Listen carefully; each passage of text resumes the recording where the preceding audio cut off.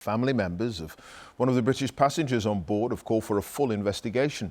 Meanwhile, the recovery operation continues after debris from the Titan was found yesterday.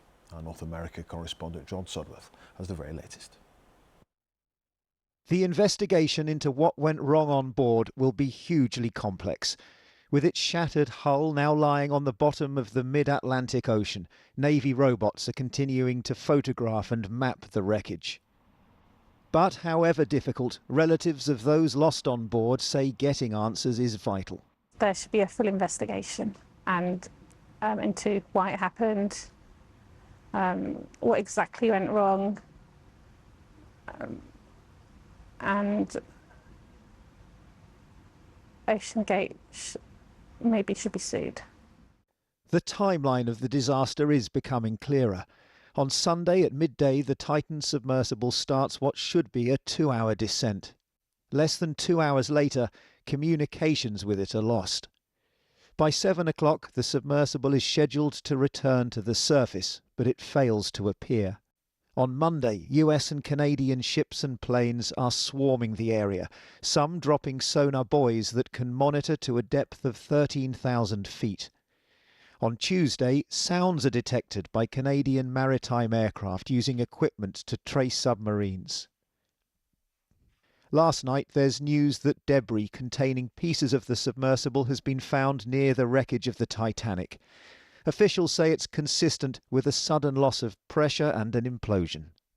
And today we found out that an analysis of acoustic data shows that on Sunday, at around 13:45 GMT, the US Navy detected an anomaly consistent with an implosion or explosion in the general vicinity of where the Titan submersible was operating when communications were lost.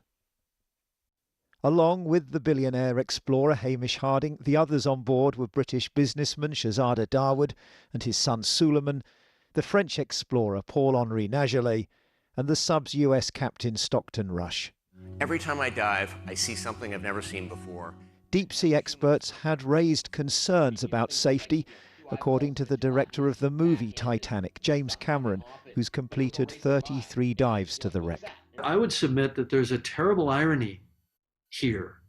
Here we have at the wreck of Titanic, we now have another wreck that is based on, unfortunately, the same principles of not heeding warnings. Any expert who weighs in on this, including Mr. Cameron, will also admit that they were not there for the design of the sub, for the engineering of the sub, for the building of the sub, and certainly not for the rigorous test program that the sub went through. At these depths, pinpointing the exact cause of the disaster won't be easy. John Sudworth, BBC News, Boston. Let's return to John now. We're expecting the first ships, John, helping the operation to return tomorrow. There's been a phenomenal international response ever since the sub went missing.